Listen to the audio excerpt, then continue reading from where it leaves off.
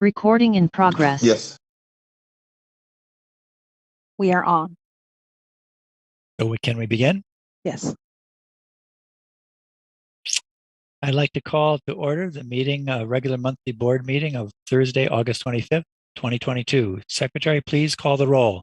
Director Carr, Here. Director Garcia, Present. Director Gokul Gandhi, Present.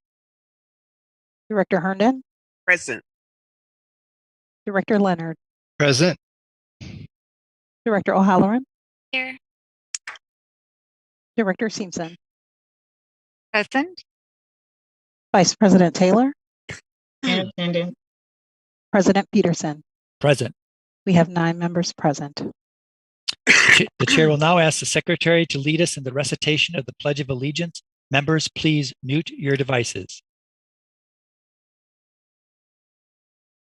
I pledge allegiance to the flag of the United States of America and to the republic for which it stands, one nation, under God, indivisible, with liberty and justice for all. Thank you. I'll now read the land acknowledgement.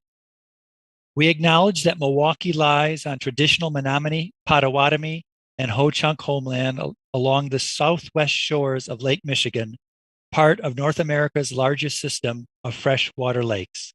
On this site, the Milwaukee, Menominee, and Connecticut rivers meet, and the people of Wisconsin's Menominee, Ojibwe, Ho-Chunk, Oneida, and Mohican sovereign nations remain present to this day. Before we begin tonight's meeting, we have a short announcement regarding the interpretation services for the Spanish-speaking members of our audience. Buenas noches. Esta junta escolar se transmitirá en español para aquellas personas que lo necesiten. Para escuchar esta junta escolar en español, por favor marque el número 312-626-6799. Le repito, para escuchar esta junta escolar en español, marque el número 312-626-6799 y ponga el número de identificación de la reunión 453-049-1735. Le repito el número de identificación de la reunión 453-049-1735. Muchas gracias. Gracias. Before we move to our agenda, the chair will ask that we share in a moment of silence to commemorate the passing of the following members of the MPS community. Ola Le Khan, Ola Benson, a retired teacher with the district. Dorothy Davis, a retired teacher from Pratt Elementary.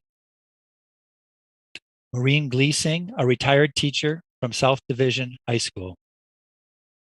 John Herr, a retired teacher from Escuela Vio.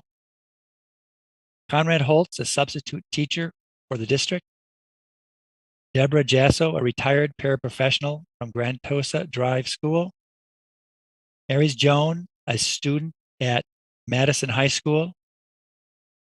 Gordon McKenzie, a retired boiler attendant from Wedgwood Park School. Enrique Vasquez Moreno, a student at Alba. We'd also like to extend our heartfelt condolences to the North Division community who are mourning the loss of 2 leaders, Ms. Jacqueline Fears, who had been with North Division for almost 10 years, most recently as its data processing secretary, and Mr. Keith Carrington, who started with Milwaukee Public Schools in 1997 as a paraprofessional. Over the past 25 years, Mr. Carrington worked in support of our students and had been serving as principal at North Division since 2016. Ms. Fears and Mr. Carrington worked tirelessly to support our students and families in the 53206 neighborhood. A moment of silence, please.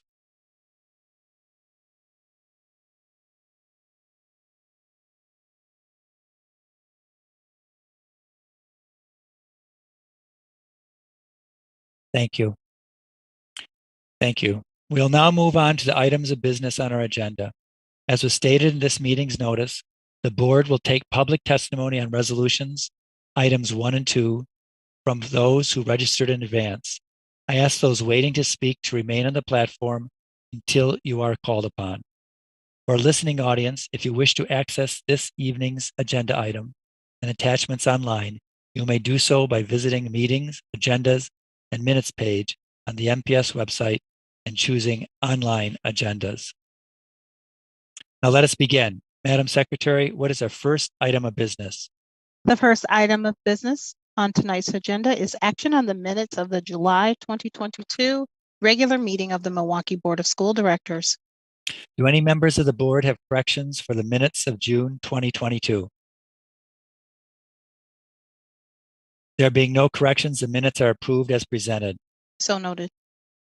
Madam Secretary, are there any reports or communications from the superintendent? Yes, Mr. President, we do have one communication from the superintendent, and that is the monthly report with possible action from the superintendent of schools.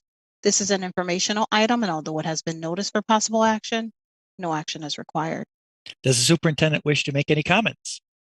Yes. Good evening, President Peterson and members of the board. Keith Posley, Superintendent of Schools. I would like to begin my report by focusing in on our red carpet event, where we ring in the 2022-23 early start school year. We gathered at Milwaukee High School of the Arts on August 15th and wished our students well as they walked the red carpet into the building on their first day back. Thank you to the many individuals who joined us, including parents, board members, elected officials, the MTEA, ASC, and our community partners. We are looking forward to doing this again for our students on the traditional start calendar on September 6th. I want to recognize all of the district offices for going above and beyond with communicating important information on resources to families, such as enrollment, transportation services, recreation, and athletic activities. Staff from a variety of areas supported our efforts in the hiring and enrollment of new staff and students to MPS at our career and enrollment fair. Our efforts to attract new staff and students to MPS will carry on throughout the school year. The district onboarded and welcomed 149 MPS teachers for the early start school year and another 184 for the traditional start school year at the new Educators Institute for a total of 333 classroom teachers, library and media specialists, and speech pathologists. Schools are underway and enrolling, and enrollment is climbing every day thanks to the effort of our school social worker department and the supporting staff that pound the pavement and ringing phones and ensuring that students are reporting. Canvassing efforts to facilitate outreach and communications to families throughout Milwaukee is taking place on multiple platforms and communications sources such as our MPS homepage, Facebook, robocalls, Instagram, television spots, signage, and school websites. We will continue these efforts and finding new ways to attract staff and students to Milwaukee Public Schools. Our 2022 Freshman Bridge program had 2,198 fresh persons participating in the academic, social, emotional learning activities to help them prepare for high schools. Efforts by human resources to fully staff our schools include strong presence at 27 community events and career fairs, along with national and international recruitment. Human Resources is working tirelessly, seeking to recruit new teachers and staff. Transportation, early start transportation is off to a great start. Routes have been running with minimal interruption. This year, we have 300 more routes running than we had this time last year. And right now, we are scheduled for the routes needed to return to traditional start as well. So we're excited about what's happening with transportation. The Milwaukee Public Schools Parent-Student Handbook on Rights and Responsibilities is now available for families on our MPS homepage. We encourage families to become familiar with the handbook as it details helpful information such as the school calendar, attendance policy, parents' rights, and college and career centers. The handbook is available in 9 different languages. Also, critical data necessary to develop our strategic plan and share. It was shared at the monthly board retreat. Dr. Melanie Stewart presented data that reflects areas in needs of growth that we will dive deeper into as we continue to work on the development of the strategic plan. I would just like to close by sharing that we are holding the 15th annual Run Back to School this coming Saturday, August the 27th at 9 a.m. I encourage everyone to come and join us, no matter if you are going to run, walk, cheer, or just come for some fun. Register and join us. This concludes my report. Thank you. Thank you. Does the board wish to make any comment?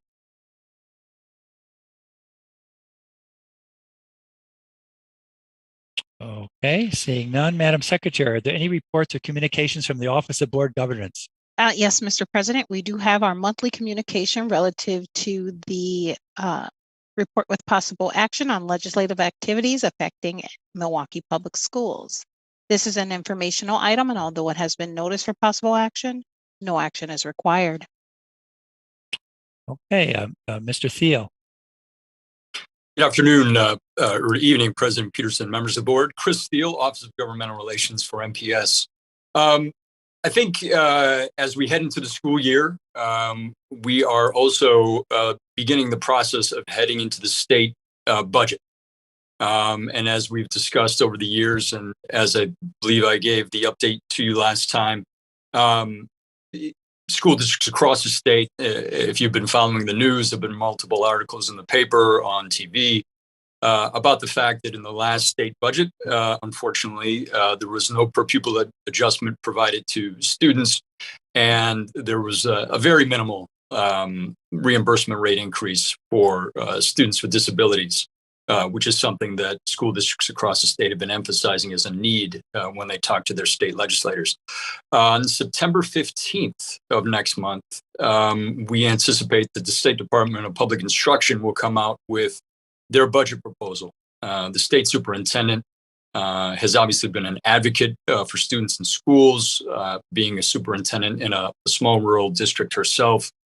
She has seen firsthand the fiscal pressures that are on school districts. So our hope is that, given her advocacy in the past, and our belief, frankly, is that the Department of Public Instruction will come out with a proposal to meet the moment.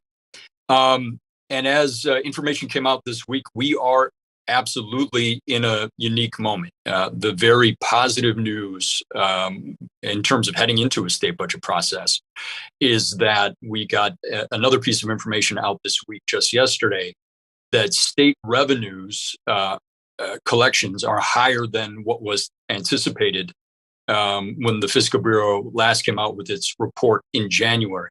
As you might recall, over the last several months, we've been talking about the fact that when you take a look at the state's rainy day fund, formerly called the Budget Stabilization Fund, there are $1.7 billion in that fund.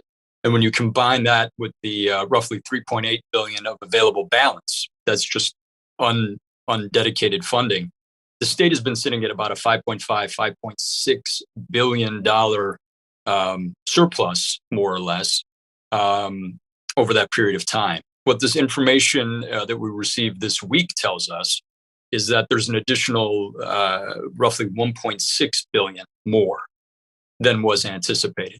So when you take those numbers together, the January 25th memo from the Fiscal Bureau and this August 24th memo that just came out, when you look at the rainy day fund and now the available balance, the state has roughly 7.1 billion.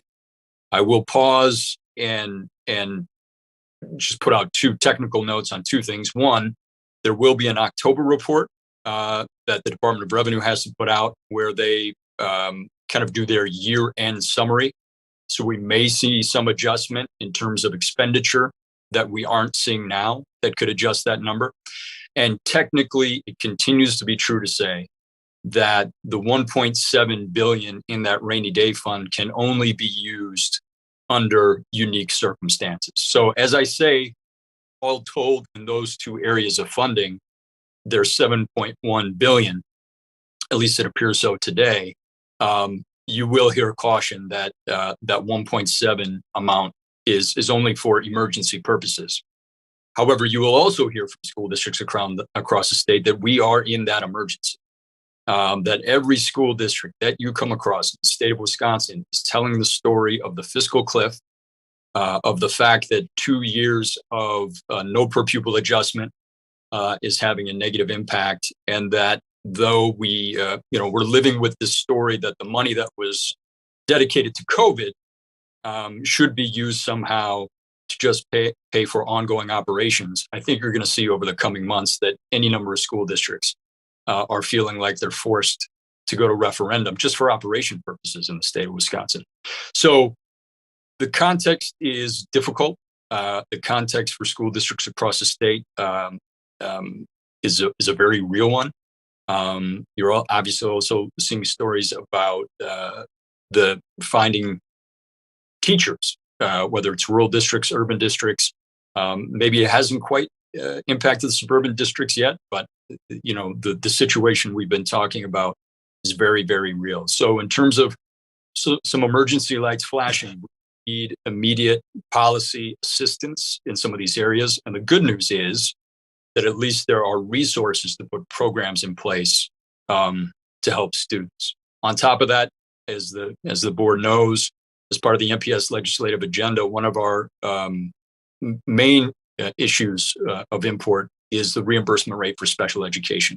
We have in our hands, we have in state coffers right now, the ability to live up to the commitment of fairness for students in public schools to receive the same reimbursement rate that students in private schools receive. Students in private schools receive a 90% reimbursement rate for special education. Students in public schools only receive 29%. We have an opportunity here to bring some fairness to the table with the funds available. So that's what we will continue to be focused on with our allies in the weeks and months ahead.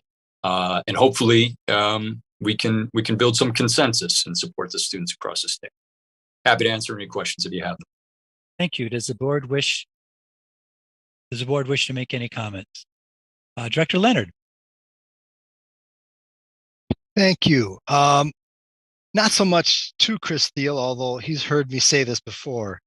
And with all of that information, what is foremost in my mind is that we have an upcoming election that is going to be critical for MPS.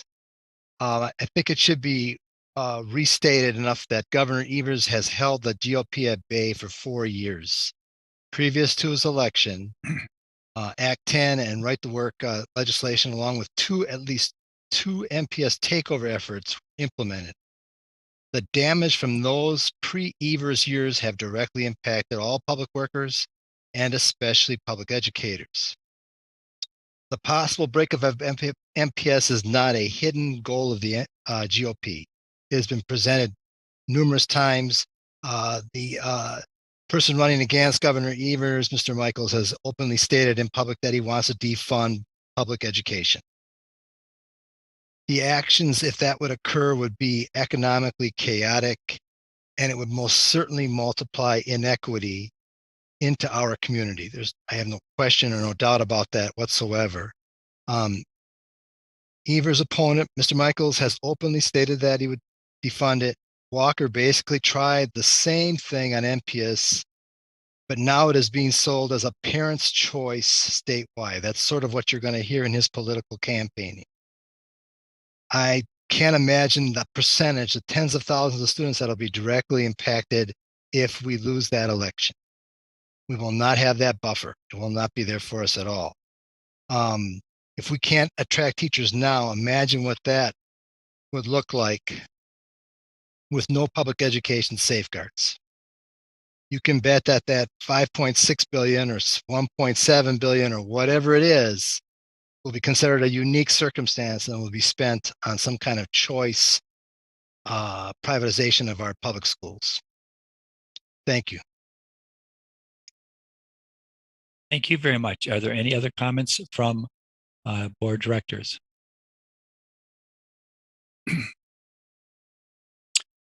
Seeing none, Madam Secretary, what is our next item of business? The next item of business on tonight's agenda is the monthly report from the Office of Accountability and Efficiency. This is an informational item, and although it has been noticed for possible action, no action is required. Hi, Matt. Okay. Matt, Thank you, President Peterson. Matt Chasen, Office of Accountability and Efficiency. So that report is before you. I'll just quickly note that the report contains a brief highlight regarding student summer internship opportunities. And with that, I'm happy to answer any questions you might have. does anybody on the board have any questions for Mr. Chasen? Seeing none, we'll proceed. Madam Secretary, what is our next item of business? The next item on our agenda is the reports of the independent hearing officers of the Milwaukee Board of School Directors. This is the student expulsion item. Okay, the chair will entertain a motion to accept, modify, or reject the reports of the independent hearing officers of the dates and times listed in our agenda. Director O'Halloran. I move we accept the recommendations. Thank you. Do we have a second? Director Herndon. I second. Will the secretary please call the roll? On Director O'Halloran's motion to accept the reports of the independent hearing officers, seconded by Director Herndon. Director Carr? Aye. Director Garcia? Aye. Director Gokul Gandhi? Aye. Director Herndon? Aye. Director Leonard? Aye. Director O'Halloran? Aye. Director Simpson? Aye. Vice President Taylor? Aye. And President Peterson? Aye. That's 9 ayes. The motion passes. Okay, we'll now have the reports of the standing committees. Since the public hearing was given at the committee meetings, the board, as is customary, will not be given public hearing on these reports this evening. Madam Secretary, what is the first report? The first report is that of the Committee on Accountability, Finance, and Personnel. Item 10, action on the awards of professional services contracts has been set aside as it was forwarded to the board without recommendation. Do any board members wish any other items to be set aside? Director Herndon? Madam Secretary, for this item or one of the other committees? Because mine is for other committees. It's for this. It is for this item. So Never- any other? No, thanks. Okay. Any other person, board member, wish to set aside some aspect of the Committee on Accountability, Finance, and Personnel? Okay, seeing none. Madam Secretary, what is the next report? The next report is that of the Committee on Parent and Community Engagement. No items of this report have been set aside for separate consideration. Do any board members wish any items of this to be set aside? Seeing none, Madam Secretary, what's the next report? The next report, I'm sorry. The Is next there- report is that of the Committee on Student Achievement and School Innovation. No items of this report have been set aside for separate consideration. Do any board members wish any items to be set aside? Director Herndon. Yes, Mr. Chair, I'd like items 3 and 4. Thank you. Any other items from other individuals on the board? Seeing none, I would now like to have a motion and action on a motion for the balance of the report of the standing committee. Did I get a motion? Director Simpson? Okay, Director Vice President Taylor, and seconded by Director Simpson. Can you? Yep, second that. Thank you. Will the secretary please call the roll? On Vice President Taylor's motion, seconded by Director Simpson, to move approval of the balance of the reports outside of the 3 items that have been set aside for separate consideration. On the motion is read into the record. Director Carr? Aye. Director Garcia? Aye. Director Gokul Gandhi? Aye. Director Herndon? Aye. Director Leonard? Aye. Director O'Halloran? Aye. Director Simpson? Aye. Vice President Taylor? Aye. And President Peterson? Aye. That's 9 ayes. The motion passes. Madam Secretary, what is the next item? The first item that was set aside is item number 10 of the Committee on Accountability, Finance, and Personnel, action on the award of professional services contracts. This item was forwarded to the board without recommendation from the committee. The administration recommends that the board authorize the professional services contracts as set forth in the attachments to this item. Okay, what is the pleasure of the board with respect to this item? I believe that Director Herndon set it aside. Would you like to speak, Director Herndon? Yes, Mr. Chair. The reason why I asked for this to be set aside because the lack of detailed information on the AMP programs as a whole. And in this particular instance, there was $1.4 million being asked for contract services for Arts at Large and TIBI to support visual arts. And I'm concerned about that sizable money being set aside for that specific program. And I've not been able to find funding for the music or the FIED, which music and FIED are in the SASE report, which I also held out. It kind of goes together, but I am questioning why there's not funding for contract services if there's such a lack of the professional FTEs in the classrooms. How do we account for the 1.4 million in total?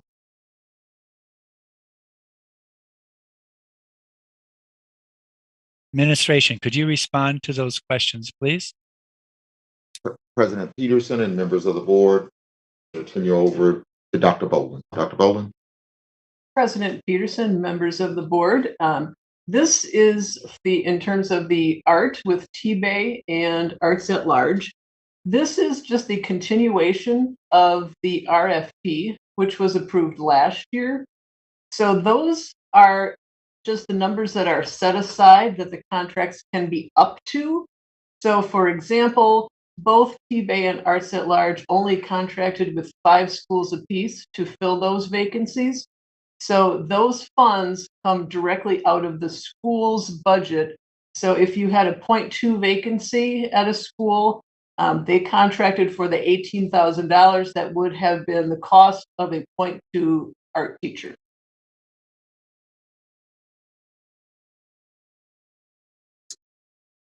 Director Herndon, follow up?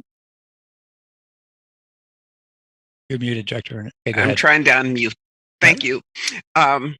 Okay, I understand that, but I guess my question is, in addition, is do we have any funds that would be available for the other AMP programs, the music, the FIED? Administration? Go ahead. President Peterson, members of the board, yes, there is a FIED item that you see tonight for Milwaukee Kickers and another organization that is also the RFP to fill vacant FIED positions. And then next month at the board at AFP, you will see the continuation of the contract for the Wisconsin Conservatory. So you will see that coming forth next month. Thank you. Director Herndon. Thank you. That's what I was looking for. Excellent. Any other comments on this matter? Would I get a motion then? Oh, Director Garcia. Yes, I guess my question was in regards to the allotted money. I know that in the contract it's up to. Do we have a sense as to last year how much of that money was actually utilized for that? Maybe that's something that for Director Herndon, it'll give us a better understanding as to how much of that money that could be allocated directly to pay teachers in buildings. I think that the idea of having the vacancies is problematic, right? So I think that one of the strategies that we have had is put an RFP out to, these arts organizations to come in and fill in those gaps, which I think is very important because having some art is better than no art. I think the root here is just our strategy I believe based on previous conversations that we've had, as a board, is really how do we have less outsourced services and more sustained positions in schools, right? And I think that's what's at the crux of this discussion. And I'm not sure exactly where we're at as far as movement or where we're trending with that, but maybe, administration, if you can add to, this point, I think it would be very helpful. Yes, administration. I also just, in terms of my understanding is that while we have vacancies in art, music, and phy ed, we also have funding for them. It's the problem isn't funding. The problem is we can't find those teachers. But could you comment on both Director Garcia's comment and mine? Sure. Board President Peterson, members of the board, Dr. Deborah Bowling, Fine Arts Manager. Yes, absolutely. If you look at the number of vacancies that existed even prior to COVID and the contracts that had been awarded and the number of contracts awarded this past year have significantly declined. At one point prior to COVID, we had Arts at Large and some of the other organizations up to 25 contracts, 25 vacancies in schools, and that was just music. Art would have been about the same. As I just said, we have last year, we had the same amount, 5 schools contracted with T-Bay and 5 schools contracted with Arts at Large. I know for sure Arts at Large was a 3.4 FTE total amount between those 5 schools. I believe T-Bay was very similar, if not equivalent. So the vacancies that they are covering are really those 0.2s and 0.3s, which is another issue that we're going to have to take a look at. Is 0.3s are almost impossible to fill because it's usually a 0.2, 0.4, 0.6. And if you have a 0.3, that doesn't really match up. So that's a conversation that we will need to have with finance moving forward about that can't be filled. So significantly less contracts in the past. And I would say, at least for visual art this coming year, we're doing actually pretty well. We're still in the middle of interviewing. I have interviews scheduled 2 for tomorrow, 2 for next week. So I'm assuming if all goes well, we should be looking at the same, if not less contracts, at least for visual art. Ms. Garcia is here to discuss music contracts, but I know that is what will be going to the board next month.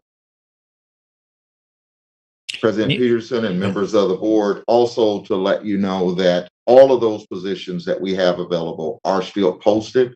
We're still looking for candidates, but we want to be able to fill the gap until we are able to hire those candidates. And this is the way we are able to do that. Thank you. Dr. Garcia, any follow-up? No, thank you. Yeah, thank you. Any other comments, questions? And what I would need now is Matt Chasen. Go ahead. Thank you, President Peterson. 2 quick questions for the administration regarding this item. My understanding is that the contract term here will be for a span of 2 years. Is it the best interpretation to assume that will not exceed $700,000 per annual term then? Administration. President Peterson, members of the board, Mr. Chasen, yes, that is correct. Thank you so much. Just a quick follow-up then.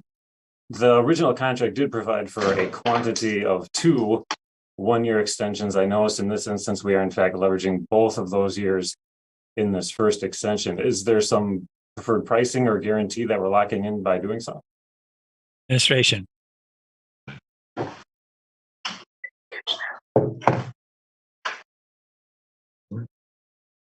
President Peterson, members of the board, Janina Domchik, Director of Procurement and Risk Management. In answer to Mr. Jason's question, the $700,000 is for the entire 2-year term. It is not $700,000 per year. It is $700,000 over the course of the 2-year term. Any follow-up, Mr. Jason? Yeah, I guess I'm a little confused on why the dollar amount reads 1.4 million then. Administration.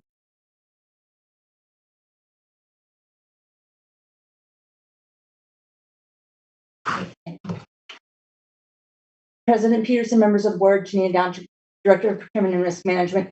Mr. Jason, I have to research that and get back to you because I do not have the answer to that at this time.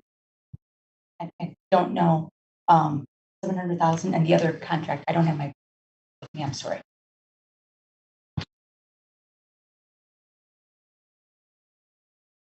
Okay. Director Herndon.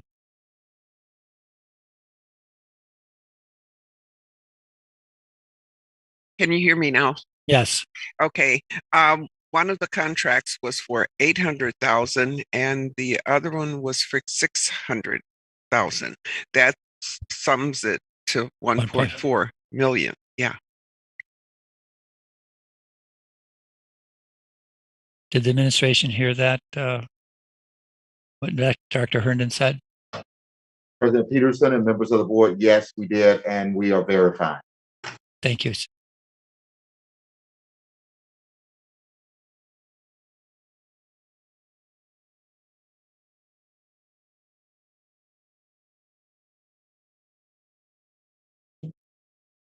President Peterson, members of the board, Janina Domchik, Director of Procurement and Risk Management. The Arts at Large contract is for $800,000 and the T-Bay Arts Center is for $600,000 for the respective terms of the contract. Thank you for that clarification. Thank you, Matt. Thank you, Dr. Herndon. And now I'm looking for a motion for approval of this item.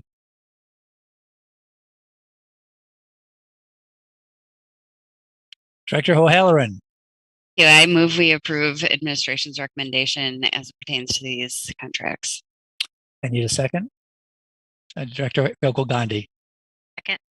Thank you. Madam Secretary, could you please call the roll?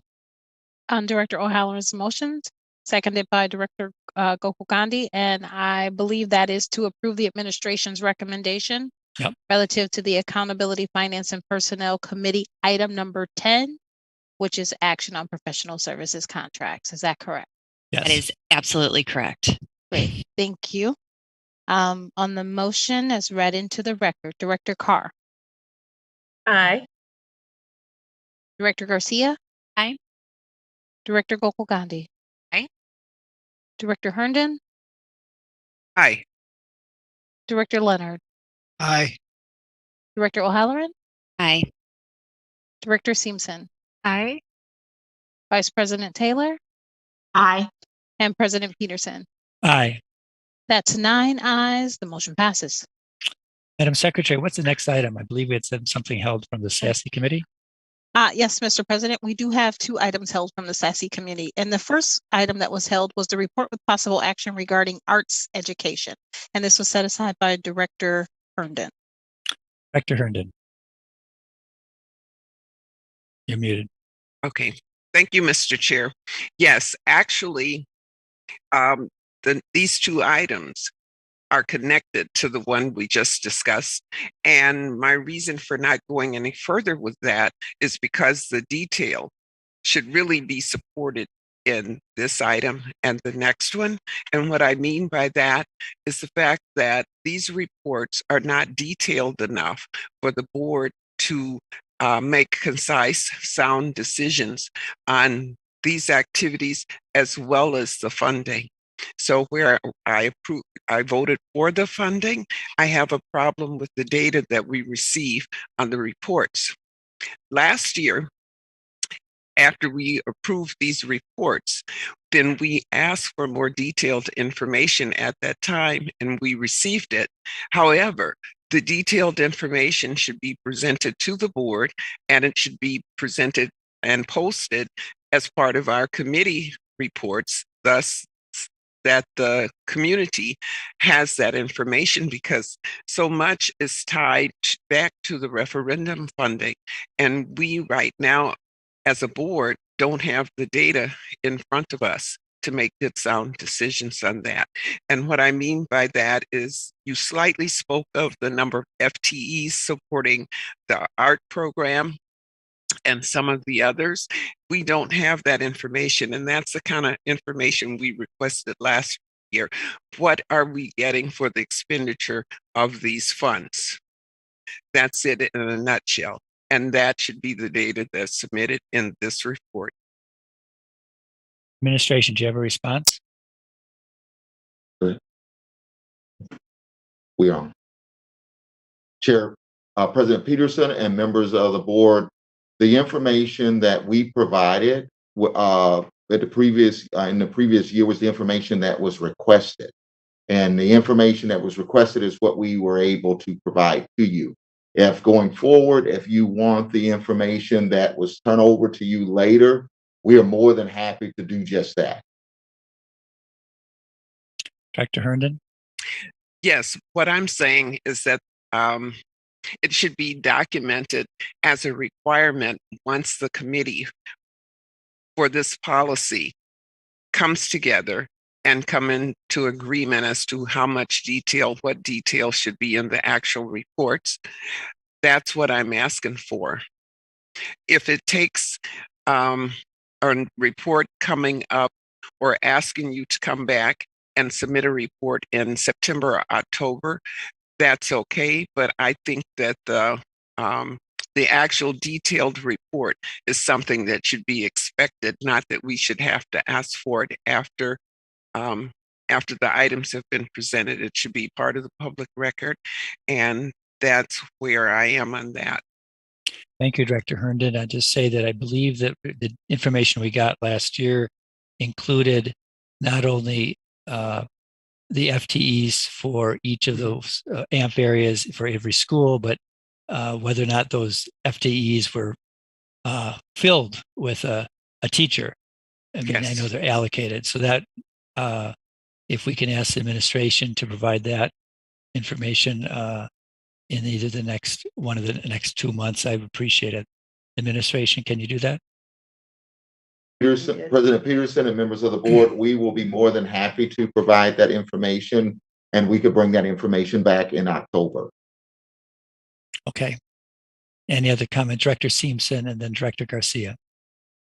No, that was what I was going to suggest. I know I made a motion the evening of our SASE committee to do that with the music program. So I was just going to offer that as well for the art, but yes, for arts, but it sounds like that's going to happen. So yeah, that's all I was going to say. Good. Thank you. And I think arts, music, and FIAD.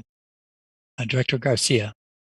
Yes, in regards to information to receive, I don't recall whether or not in the reports that we receive for music and art for the contracted folks. So I'm just trying to get a better understanding as to, as we are coming to terms with the state of, personnel, where we're at with budgeting and how that's allocated, throughout the system, how are community partners or contracts integrating into that? I know that part of the contract also relies on performance metrics for this, for the contractors that are coming in, that I think capture really key indicators for us that, from satisfaction of, the schools to, participants.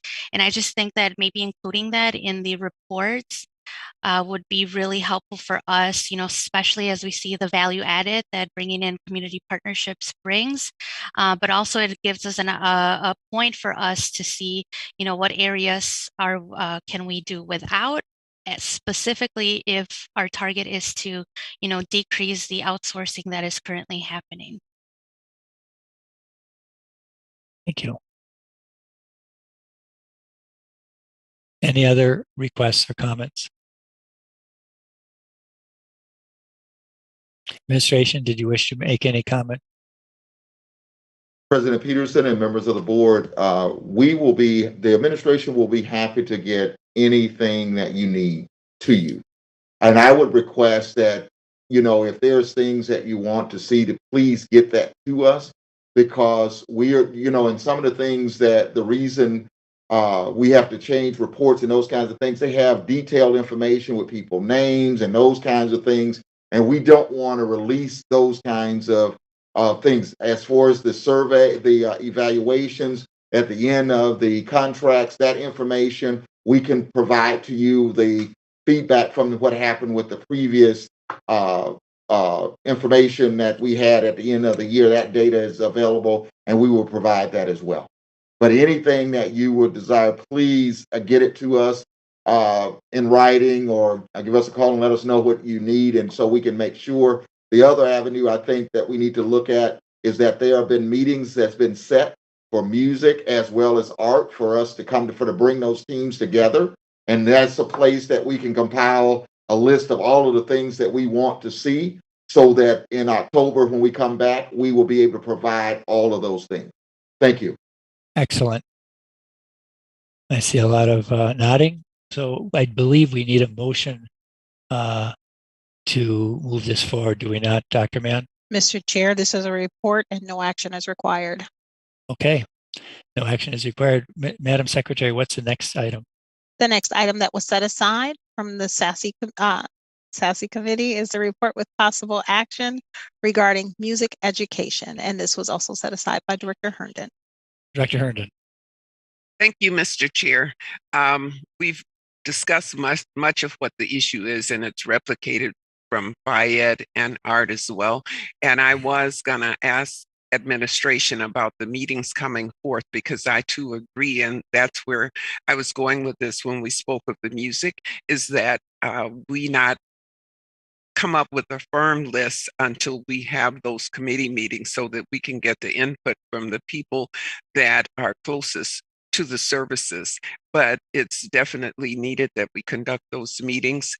It's also, I feel, a very important part to provide the detailed data on the services that we contract out, as well as the services as we try to hire and staff full FTEs to our students. The other thing of concern with music, more so than with art, is the removal of instruments from schools.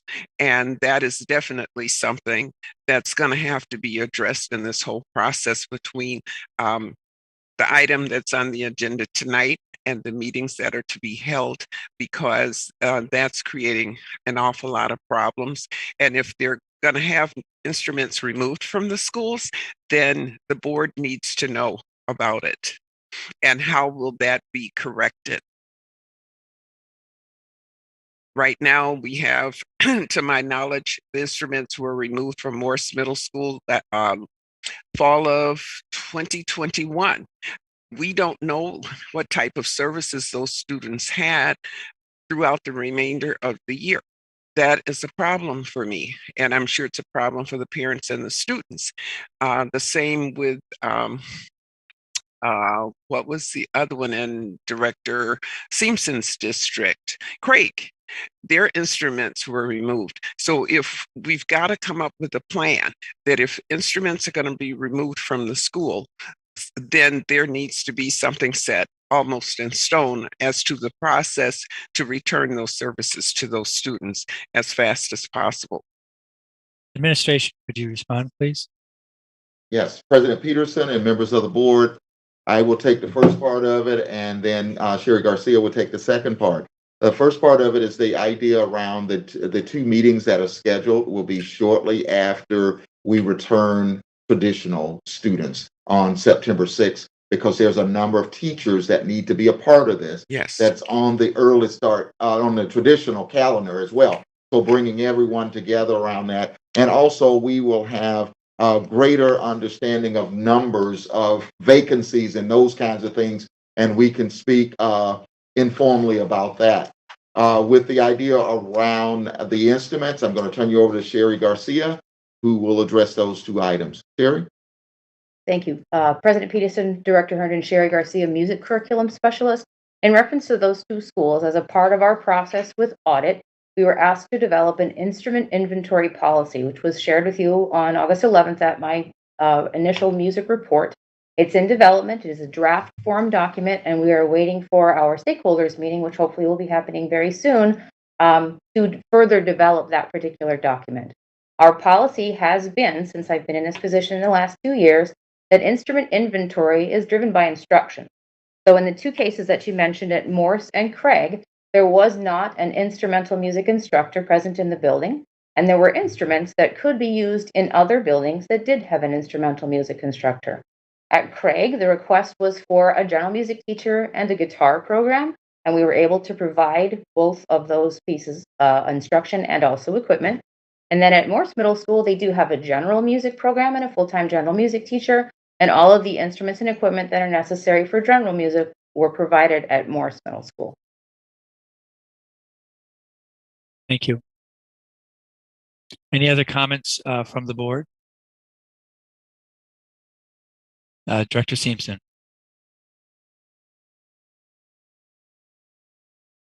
Okay.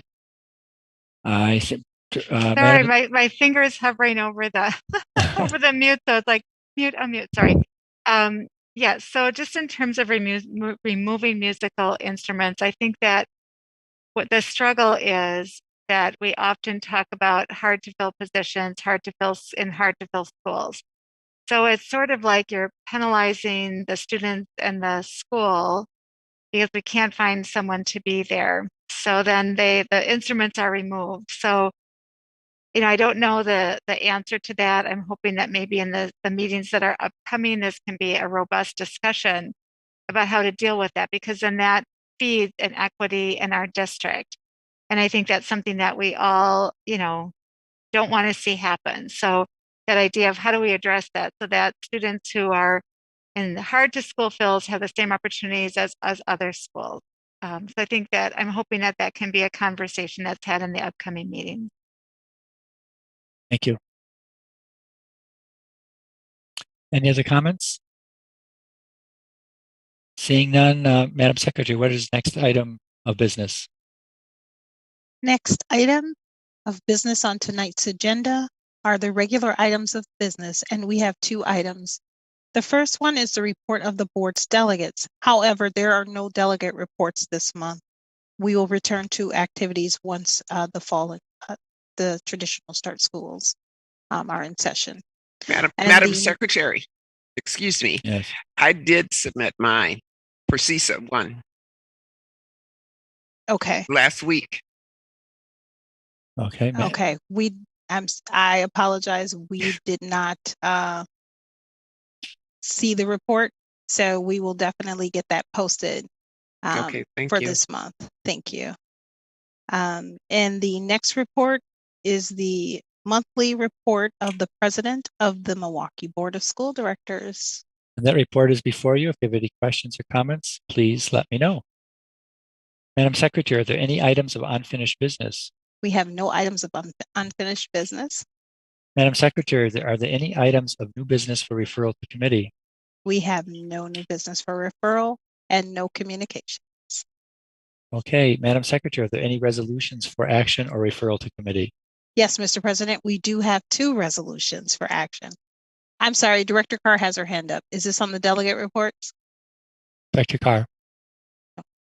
No, I wanted to make a move that we adopt the resolution that is. I'm about to introduce it. One second. Sorry. Okay. Okay. Sorry. Okay, I do have two resolutions. The first resolution is Resolution 2223R-006 by Director Carr on a school safety assessment. The recommendation is that the board, 1, discharge the Committee of Accountability, Finance, and Personnel from further consideration of the item. 2, waive Board Rule 1.09 in order to give public testimony tonight. And 3, determine how it wishes to proceed relative to the resolution. This item was publicly noticed for public discussion, and the item is before you at this time. Okay, at this time, I'll accept the motion to discharge this resolution from the Committee on Accountability, Finance, and Personnel, and to waive Board Rule 1.09 in order to hear public testimony and take immediate action on this item. Could I have such a motion? Dr. Carr? I move that we, help me out here. Discharge this resolution. Discharge it from referral to the committee to allow public testimony and action tonight. Thank you very much. Do I have a second for that?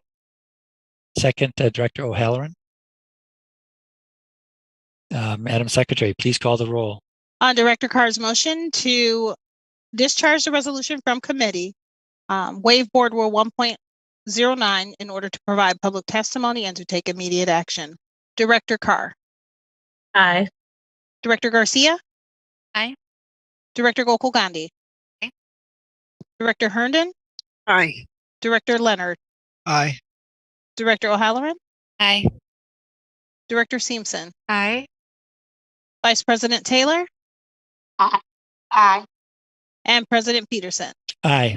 That's 9 ayes. The motion passes. Will the Secretary please read the resolved portions of the resolution? The resolved portions of the resolution reads as follows. Resolved that the Milwaukee Board of School Directors hereby directs the administration to issue an RFP for a school safety expert to conduct a school safety risk and vulnerability assessment for the district. And be it further resolved that the school safety assessment shall be completed no later than December 31st, 2022, and shall include, but not be limited to, the following components. Unannounced walkthroughs of randomly selected school buildings to audit building safety, documenting any potential risk for intrusion from outsiders or other physical school safety concerns. Next, an analysis of building level safety, emergency and/or crisis response policies and procedures, with a focus on policies and procedures related to preventing and responding to violent incidents on school grounds. An assessment of the content, frequency, participation, and quality of the school safety trainings conducted by schools and the central office. And be it further resolved that the administration shall report the findings of the school's security expert to the board no later than the December 2022 board meeting. Dr. Carr, as a sponsor of this item, do you wish to make any comments? Yes, thank you, President Peterson. I just wanted to add, like, with all that's happening nationwide, worldwide, the increase in violence, specifically here in the Milwaukee communities, I think it's important that we do a thorough assessment to assess the efficacy or the effectiveness of our systems as it pertains to security alarms, lighting, safety communication, surveillance, any and everything necessary to ensure that we have systems, policies, and practices in place to keep our children and our faculty and staff safe. And so I think it's necessary. I think the timing is now. Unfortunately, we have not had any major incidents relative to, gun violence or anything like that. But I also think now is the time again for us to assess what we have in place and to determine if it's efficient enough to, again, ensure the safety of our students and staff. And so I ask that the board support this resolution and get started on the work. Thank you very much. Administration, do you wish to make any comments? President Peterson and members of the board, the administration supports this resolutions if passed. We are, always looking to be better. We are always looking to make sure that our children and our staff and our community is safe on a daily basis. And anything that we can do to support that, we are ready to make that happen. I will assure you that we do have a number of different safety nets in place as we move forward. However, some other outside eyes will be great to just rubber stamp what we are doing or to kind of talk about what we need to do differently. So we look forward to this assessment happening. Thank you. Thank you. Do we have any public comments on this issue, Madam Secretary? Mr. Chair, we have no request for public testimony on this item. Okay, do board members wish to make comments or ask questions? Director O'Halloran. Thank you. I am in support of the resolution that we're discussing. I did want to make one comment and then bubble up one concern. I find it so frustrating that the onus for keeping young people safe from gun violence falls on whether or not schools' doors are open or closed, and the dialogue gets like it puts the responsibility back on us. And it's very frustrating that we don't see a greater sense of urgency after a disaster that just an unfathomable tragedy that we witnessed earlier this year in Texas. And before Texas, it was how many other schools? And so I think that this is a very good resolution. I think many of us with fourth grade children woke up that, the next day just really thanking God for, my daughter's in fourth grade. I could not picture that happening in our school. And so I know for parents, I think it will give us that sense of, I guess, safety that we're just, doing everything in our power to keep young people safe. My one question is, however this information is presented to the board, I'm just hoping that we don't, if there are risks that are identified, that we don't identify the specific building before we have a chance to address those concerns. So that was my only concern, but otherwise I'm in full support of this resolution. And I would also urge our legislators to, understand that it's all of our responsibility to keep our young people safe. Mr. Chair. Yes. Members of the board, thank you for that, Director O'Halloran. There is a public safety exception that allows the board to go into closed session to discuss these things with your expert to ensure that the board is not giving away its safety strategies. And so those types of information would not be presented publicly, but there will be lots of public information relative to procedure and process. Thanks. Thank you. Thank you. Other comments or questions? I just have a quick one. Is there a financial estimate as part of this administration? President Peterson and members of the board, right now, we don't know because we have not gotten the RFP out there. So right now, we don't have that financial scope. Okay. I'm sure you'll look at the Council of Great City Schools and get some advice by them for potential people who would fill the RFP. Administration. President Peterson and members of the board, absolutely. And we will also, we're in contact with the Department of Justice here as well. So as well as the Council of Great City Schools with the 77 member district schools that are part of that. And we will see, because I'm sure that a number of them has followed through on these type of assessments. And we will just take some reference there, and we will also be in touch with some of the schools like in Texas and various places of that nature to try to find out some of the, what did they do and a scope of finance. Thank you very much. Any other comments or questions? We actually need a motion and then a second for this. Director Carr, would you like to make a motion? Yes, thank you, President Peterson. I move approval of resolution 2223R -006, the MPS School Safety Assessment resolution. Thank you. Do we have a second? I'll second. Okay, Vice President Taylor. She seconds it. Madam Secretary, would you please call the roll? On the motion to approve the resolution as read into the record by Director Carr and seconded by Vice President Taylor. On the motion as read, Director Carr? Aye. Director Garcia? Aye. Director Gokul Gandhi? Aye. Director Herndon? Aye. Director Leonard? Aye. Director O'Halloran? Aye. Director Simpson? Aye. Vice President Taylor? Aye. And President Peterson? Aye. That's 9 ayes. The motion passes. Thank you. And thank you, Director Carr, for bringing this resolution up to the board.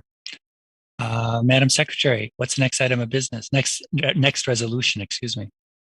The next resolution is a resolution by Director Gokul Gandhi to the Wisconsin Association of School Boards. The resolution has been introduced for possible referral to the Delegate Assembly of the Wisconsin Association of School Boards, WASB.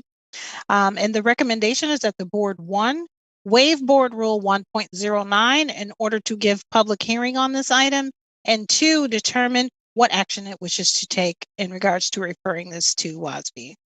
Thank you. At this time, I'll accept the motion to waive board rule 1.092 in order to hear public testimony and take immediate action on this item.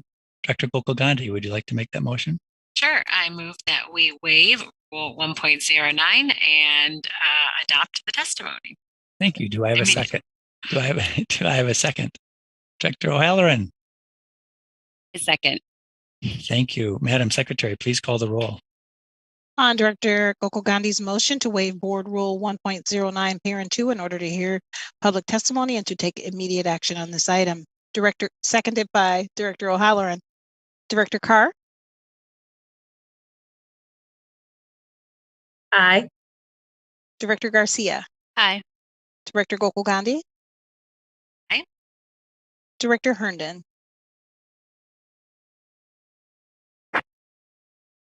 Director Herndon? You're muted. Aye. Director Leonard? Aye. Director O'Halloran? Aye.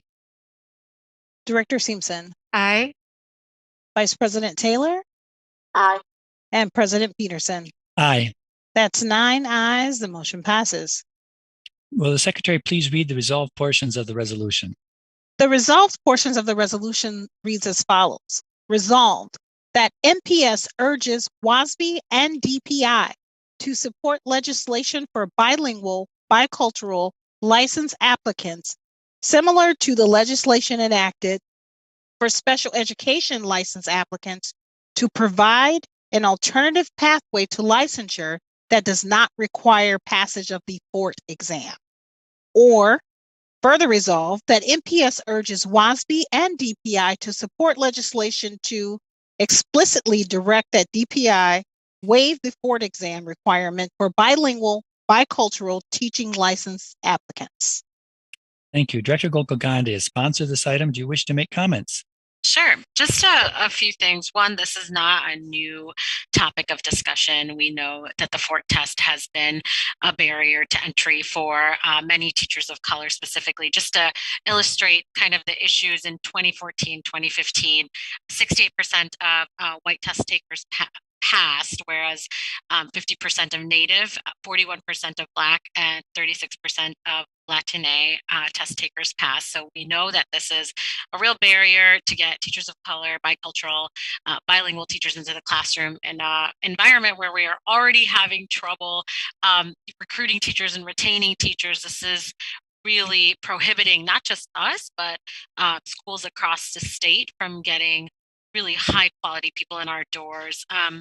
Secondly, we should be moving towards a more qualitative assessment of our educators and how they're interacting with our students. This is a really outdated piece of educational barrier that creates inequity within our system. And so this has come up in New York. It's been found to be a discriminatory practice. And so introducing it tonight and making sure that we get a broad coalition of school boards across the district sends a really clear message to DPI and the state legislature that this issue is a statewide issue. And oftentimes, people think, oh, it's just a Milwaukee issue, we don't need to pay attention to it. It's not. This is a statewide issue. And so I'm hoping that my colleagues will support this resolution so that we can get many of our educators in the district into an educator position, and that we can have a statewide coalition who supports this. So thank you. Thank you. Administration, do you have any comments? President Peterson and members of the board, the administration stands ready to support the board and these efforts. Thank you. Thank you. Do we have any public comments on this item, Madam Secretary? Mr. Chair, members of the board, we have no request for public testimony on this item. Okay. Do board members wish to make any comments or ask questions? Director Garcia. Yes, I would like to be listed as a co-sponsor on this resolution, if that's okay with Director Gokul Gandhi. Sounds good. And then, I just wanted to reiterate, so thank you for bringing up the issues of equity.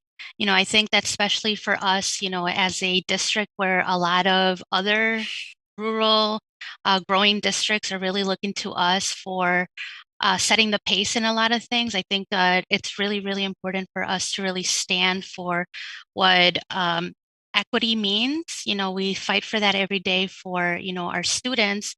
And with the, staffing shortage that we are facing, at a nationwide level, it's really important for us to take a stance in terms of making sure that those folks that have the passion and the skill sets to be in a classroom are able to do that. And we know that, the board exam is, first of all, problematic for many reasons. It's a discriminatory tool and tactic that has been used to exclude folks.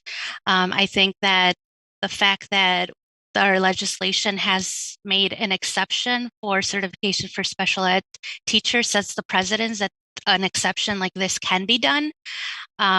And still maintain a level of quality of instruction. And I do want to, for a listening audience, that it's not that we want to make it easier. We just think that there's other ways to measure effectiveness and predict that for the teachers that we have in our classroom. So it's not us trying to lower the bar of entry, but it's really finding other pathways of entry, because what has been in place, has excluded specifically, teachers and staff of color that would otherwise be teaching had it not been because of this, exam that precludes you from entry to that. I know Director Gokul Gandhi mentioned what happened in New York, and this is important for us to really understand that, this had financial implications for the city of New York district, where, because their state test was found to be discriminatory, now the city has to do $1.8 billion in back pay for those educators that could have been in the classroom earlier on. So this is also a way for us to take a stand in preventing legal action from happening, to really stand for what a more equitable pathway into the profession can look like. And, I really look forward to being able to present this at the WASB. I have the honor of serving as one of the delegates for WASB. So I think that this would be a very important thing for us to take up on. And I know that we are going up against folks that don't necessarily see the value, but, I really wish to change some minds and hearts around that, because as we can see, the populations of multilingual students are growing not only in Milwaukee, but across the state. So it's really important from a job sector of teaching sector to be prepared for what that looks like, and really be forward thinking and innovative as to what those pathways of connecting the folks that have the passion and heart to be in our classrooms to do so. So thank you. Thank you. Any other comments? In that case, I'm going to ask for a motion. Perhaps Dr. Gokul Gandhi would like to make a motion. Sure. I move that we adopt this resolution. How about a second by Director Garcia? I second. Okay, thank you very much. Is there any further discussion? Will the secretary please call the roll? On Director Gokul Gandhi's motion, seconded by Director Garcia, to move approval of the resolution and its referral to the Wisconsin Association of School Boards.